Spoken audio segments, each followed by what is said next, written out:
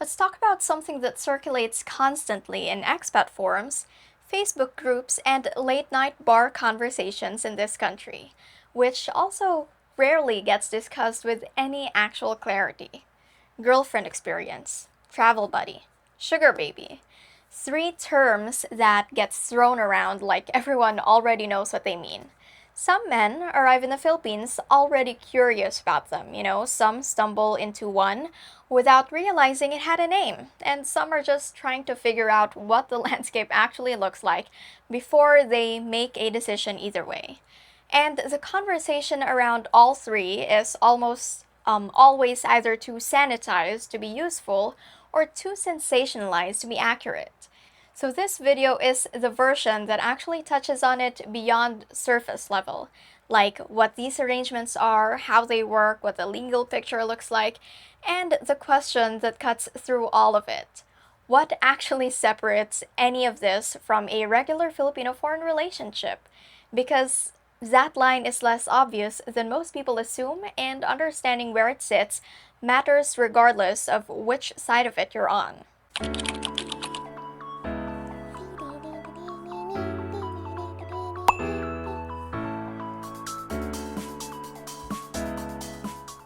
Hi guys, it's Dee and welcome back to the channel. If your idea of research before entering one of these arrangements was reading a Reddit thread and watching a YouTube video from a guy who clearly had no idea what he was doing, subscribe, because that's exactly the gap I'm here to fill.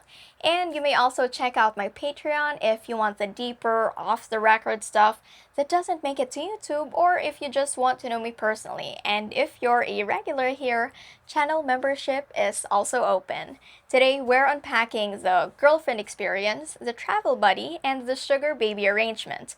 What they actually are, how they actually work, and what the real risks look like on the ground. Let's start with the terminology, because the first mistake most people make is using these three terms interchangeably. They overlap, they are not the same thing, and the differences carry real consequences, legally, emotionally, and sometimes financially.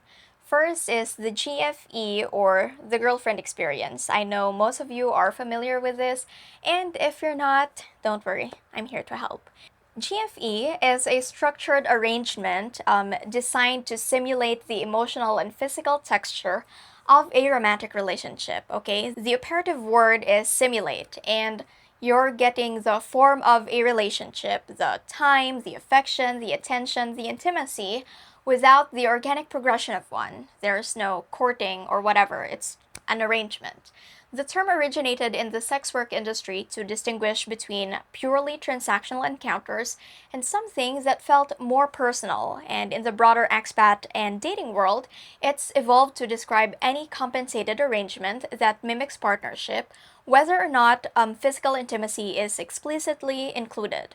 The experience can feel real, the feelings that develop in the relationship can be real, and the transactional structure underneath it is also real, and it does not disappear because you've decided to look past it. The second one is the travel buddy. And the travel buddy arrangement is exactly what it sounds like: someone who accompanies you on trips, domestically, internationally, weekend getaways, or just, island hopping. It's the companion model, and in practice, this typically includes covered expenses like flights, hotels, food, and spending money, and sometimes a separate allowance as well, depending on, your arrangement or what you talked about. The travel buddy category is the loosest of the three. Some are genuinely platonic, others are GFE by another name, and others slide into something more like a sugar arrangement if the travel becomes recurring. The ambiguity is the biggest risk because neither party has explicitly defined what the arrangement is. Expectations, diverge quietly, and they collide loudly. Third is the sugar baby arrangement, and I think all of these three, this is the one that you're most familiar with. The sugar relationship is the most structured of the three. One party, the sugar daddy or sugar partner, or if you want a fancier term, the glucose guardian, provides ongoing financial support, monthly allowance, rent, bills, lifestyle expenses, and in exchange, the sugar baby provides companionship, emotional connection, and often intimacy. The distinction from GFE and travel arrangements is duration and consistency. This is ongoing, closer in structure to a relationship, and even if both parties would describe it as mutually beneficial rather than romantic. That phrase, mutually beneficial relationship, is the current preferred framing in this space, and it's used specifically to sidestep language that carries legal exposure. Now, let's talk about the part that complicates everything. In the Philippines, specifically, the material dimension of a relationship, like money, support, and provision, is of course not a hidden or it's not kept separate from the love the way it tends to be in a Western romantic culture, I think. A man who provides for his partner and her family is not viewed as transactional. I mean, for some, and in some sense, I guess it could be, but more so, he's viewed as responsible, as serious, as someone who understands what commitment actually looks like here. And before you come at me in the comments, yes, this applies to Filipino men, the same as foreign men. So when a foreign man starts supporting a Filipina he genuinely loves, like starts paying her rent, sending money to her province, covering her parents' medical bills, he is participating in a relationship structure that he is completely normal and legitimate with Filipino cultural logic. There is nothing inherently transactional about it, and millions of Filipino foreign couples live this way, with full emotional authenticity on both sides. The line, then, is not the money. The line is everything else. Now let's talk about the actual line, what separates a relationship from an arrangement, because this is the question most people in this space dance around, and let's answer it directly. In a real relationship, the financial support flows from the connection. He provides something because he loves her, because they've built something, because that's what the relationship requires in this cultural context. And the money is the consequence of the bond. In an arrangement, the connection is maintained because of the financial support. The affection, the time, the intimacy, these are outputs of a transaction, and the bond is a consequence of the money. That distinction sounds clean, but in practice, it gets complicated fast because both can coexist in the same situation, and a woman can, genuinely care for someone and also be economically dependent on him in ways that shape how she behaves and what she tolerates. A man can be in a real relationship and also be funding a dynamic that would collapse without a financial component. What makes it an arrangement rather than a relationship is that the terms were set before the connection developed. Someone initiated this with compensation as the understood starting point, not something that evolved naturally over time. And the scope is defined. There is an understood ceiling or structure to what this is, a trip, a monthly figure, a specific time frame. But real relationships don't have defined scopes, they're open ended by nature. The intimacy is also part of the deliverable. In a real relationship, physical and emotional intimacy develop on their own terms. In an arrangement, they are part of what's being provided in exchange for support. When the support stops, of course, the intimacy stops. And both parties know this, even if neither says it out loud. Exit is also clean and expected. Real relationships end with grief. Arrangements end with a conversation about final payments, and if you're not sure which category you're in, pay attention to how you both imagine the ending. Now, and this is, I think, an uncomfortable part. Some Filipino foreign relationships that both parties call real share several of these features. And, let's be honest about this. Let's discuss it head on. The man initiated contact specifically because he wanted a Filipino partner who would be financially dependent on him. The woman accepted because the economic differential gave her no better option at the time. And over time, genuine feeling developed. Is that a relationship or an arrangement that evolved? The honest answer is, in my opinion, sometimes it's both, and the people inside it are often least equipped to see it clearly. And I'm not here to judge anyone. What I am trying to say is that It's a dynamic worth understanding before you're inside it. Now let's talk about the legal landscape and how it actually operates. This is just brief because you know how laws are enforced in the Philippines. Again, in the Philippines, prostitution is illegal under Presidential Decree 1602, as amended by Republic Act 9208, the Anti-Trafficking in Persons Act, and further strengthened by RA 10364. These laws criminalize the exchange of sex for money and trafficking and exploitation.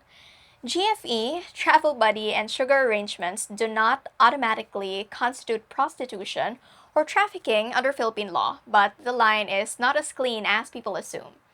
What matters legally is whether an arrangement involves the exchange of sexual service for payment. If law enforcement can establish the element and everyone in the arrangement has legal exposure, not just a woman. Now, here's how the Philippines actually operates versus how it looks on paper. Enforcement is, of course, inconsistent, and dramatically so. The same arrangement that gets someone arrested in one city runs completely openly in another, and certain establishments, online platforms, social circles have operated in this space for decades with minimal interference. The laws exist, but the enforcement depends heavily on local government, political pressure, and frankly, who's involved and how much money they have. Because, you know, this is not new and it has never been limited to foreigners and bar girls. Wealthy Filipino men, like politicians, businessmen, old money families, have maintained these arrangements openly for generations. The term querida has been in the Filipino vocabulary for as long as anyone can remember. A kept woman, a second household, someone who is supported financially outside of a primary marriage, and in certain circles, it is practically expected. You know, some of the most powerful men in Philippine political history have had queridas known to their staff, their drivers, their communities. And yes, the laws around this exist, but the social tolerance around it also exists, and the two have always coexisted without much friction, as long as you have the right social position or the right connections.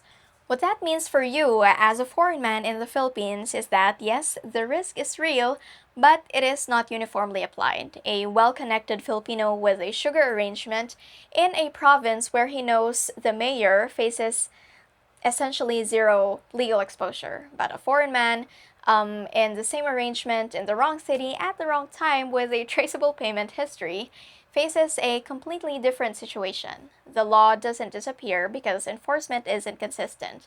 It means the risk is unevenly distributed and foreigners tend to land on the less protected end of that distribution. The reality, though, is it would be quite difficult to show the difference between a pay-for-play arrangement and, say, you know, simply giving your girlfriend an allowance. Yes, I know it's somewhat vague, and thus the reason for this video. And there are also women for whom this is a deliberate, informed career path, you know, not out of desperation, not out of coercion, but rather a calculated economic choice. Some are putting siblings through school, supporting, you know, aging parents, building savings they couldn't accumulate any other way on a local salary. They understand the landscape better than most of the men they're dealing with, and the rescue narrative doesn't apply to all of them. For some, it's a career, and for others, a short-term financial boost. The Philippine National Police, WCPC, and IACAT run targeted operations, particularly against arrangements involving online solicitation for foreign nationals. GCash transfers, wise payments, WhatsApp conversations, these are documentary evidence if things go sideways, and written records exist independently of whatever story you tell later. What changes the risk profile, though, are arrangements that are companionship only, for they carry lower legal risk. Arrangements involving third-party facilitators like fixers, agencies, or pimps, people who introduce and take a cut, dramatically increase trafficking exposure, and any arrangement involving someone under 18, of course, carries criminal exposure with no gray area. Republic Act 7610 and RA 9208 provide severe protections for minors, and you have to verify age and verify it again. Outside the Philippines, in Thailand, transactional companionship exists. In Japan, certain GFE arrangement exists within a related industry with lines that are easy to cross unknowingly. In most of Latin America and Eastern Europe, sugar arrangements are largely unregulated but not, explicitly legal. Every border crossing puts you in a different legal environment. Know which one you're in. Now, for most people, it's the emotional dimension that causes the actual damage. These arrangements don't fail the way people expect them to. They usually fail slowly, and almost always because of a dynamic called parasocial intimacy drift. You enter with clear parameters. You're both adults, you know what this is, except human beings are not wired to sustain emotional distance from people they spend significant time with. The brain doesn't distinguish between genuine intimacy and experienced intimacy. If you're sharing meals, sharing a bed, sharing conversations, your limbic system is building attachment regardless of what you've agreed to on paper. What happens then is that one person, sometimes the man, starts interpreting the relational behaviors as evidence of genuine feeling. He starts acting outside the terms of the arrangement. He introduces her to friends. He asks about exclusivity. He starts planning future trips without a separate conversation about what that means. But it also runs the other direction too. Sometimes it's the woman who develops real attachment in this kind of situation, who starts showing up differently, who starts caring about things that have nothing to do with the arrangement, who starts getting jealous, who starts, wanting something the structure was never designed to give her. And when that happens, the man is the one who pulls back. He reminds her, gently or not, what this is, and she's the one left holding feelings that were not supposed to be part of the deal. Neither version is unusual, but both are painful, and both happen because the same neurological process is running both people regardless of the terms they agreed to. And for some women who do this as a livelihood, consistently across multiple arrangements over time, the psychological adaptation works differently. Research on pair bonding, including work referencing oxytocin release during physical and emotional intimacy, can actually suppress the bonding response over time, and the brain learns to compartmentalize. What feels to the man like deepening connection may be, on her side, a professional interaction she's genuinely good at. Warm, present, attentive, without the emotional architecture underneath that he's building on his head. It's an adaptation thing. When, intimacy has been a work tool long enough, the nervous system adjusts. She may not be capable of forming the kind of bond he's imagining, and it's not because she's cold, but rather it's because the capacity has been routed elsewhere by necessity. Men who mistake professional warmth for personal feeling are not stupid, okay? They're just misreading a signal that was designed through no particular malice to be misread. Meanwhile, the woman navigating her own emotional reality may be managing factors he doesn't fully see. Family financial pressure, a concurrent relationship, the need to maintain multiple income streams because this arrangement, like all arrangements, is temporary by design, and her internal map of what's happening and his internal map of what's happening may share almost no overlap, and that gap is where things break. The second breakdown is financial drift. Early on, the terms feel manageable. Then, her mother gets sick, her tuition bill is due, her phone breaks, her landlord raised the rent, and each request is sympathetic. Cumulatively, you've tripled your original commitment without ever explicitly agreeing to it. Now, pulling back feels like punishing someone for having problems, which it kind of is, and which is exactly how the emotional leverage functions. But I would say though that if you're in an arrangement, that is kind of the pro compared to being in a relationship, because you can just tell her that that's not my responsibility, that's not my problem, it's yours. And this isn't always strategic manipulation, though sometimes it is. Often, it's genuine need layered over learned behavior that has been rewarded in past arrangements. The two are not mutually exclusive, and trying to cleanly separate them is usually a waste of time. The third pattern is status misread. A lot of men in the expat world believe they've found something real, a woman who likes them for who they are, and sometimes they're right. But a retired American on average Social Security of around $1,800 per month sits in the top income bracket of many Philippine provinces where the median daily wage outside Metro Manila hovers around 400 to 500 pesos, according to PSA data. Imagine that gap. That economic gap creates a gravitational pull that affects every dynamic in the relationship. You cannot fully separate genuine affection from the structural reality of that differential. And the arrangement doesn't protect you from attachment. It gives you a framework you'll quietly abandon the moment you start feeling something. And for the woman who's been doing this long enough that she stopped feeling things, it won't protect her either, just in a completely different way. Next, let's talk about how to approach these if you're going to. The arrangements that work share one thing, which is clarity from the beginning. Know what you're actually looking for, because a lot of men approach these wanting the feeling of a relationship while maintaining the option of something casual. That's not a position you can hold. You either want structured companionship with honest terms, or you want the possibility of something real. Trying to hold both is how you end up 3 months in, deeply attached, negotiating allowance amounts, and feeling blindsided by a situation you technically designed. Second, have a direct conversation early. If compensation is part of the structure, say so clearly and ask what the other person expects. Let her state it, and you state yours too. Find out if those things are compatible before anything escalates, because vague arrangements where both parties are seeing how things go without ever naming what this is almost always drift toward the worst case version of whatever dynamic was already present. Third, define a ceiling before you spend anything significant. Know your total financial exposure, the allowance, travel, gifts, emergencies, incidentals, and set it privately. And when you hit it, you stop. This is the only reliable protection against financial drift because the drift never announces itself and it accumulates one sympathetic request at a time. Fourth, evaluate on behavior and not words. Early in any arrangement, what she does is the only data that matters. Does she show up? Is she consistent? Does she respect the way you've agreed to?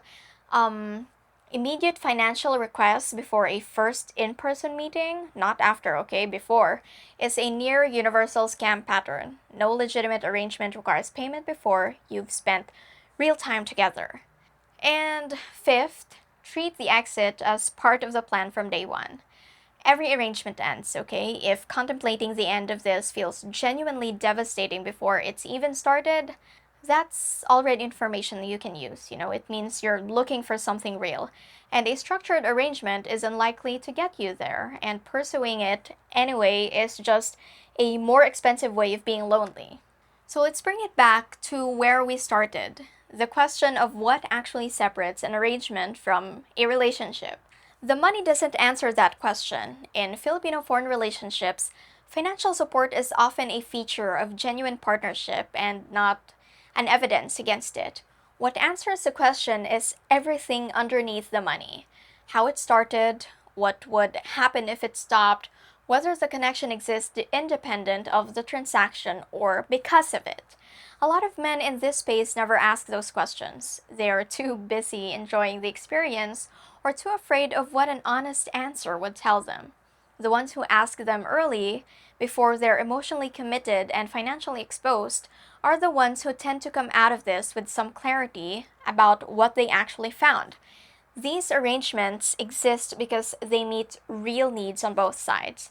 The problem isn't that people enter them, it's normal. The problem is that most people enter them with a story they've told themselves rather than a clear picture of what's actually in front of them. Finally, I'm sure some of you are wondering where to look further for these types of relationships. I'm going to suggest something completely opposite from my advice on dating and finding a real long-term relationship. You may hit up the dating apps and Facebook groups because, they're there. Make profiles that aren't weird or creepy, but honest and direct about what you want. Say what you're looking for: a travel buddy, a 2-week girlfriend while you're on vacation, etc. Be specific. And lastly, know what you're in, know what it costs, know what it actually is, not what you'd prefer it to be.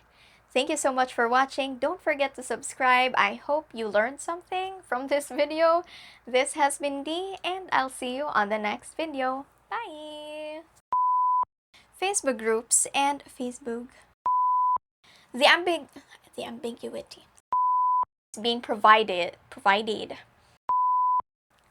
Second, have a direct conversation. Men who mistake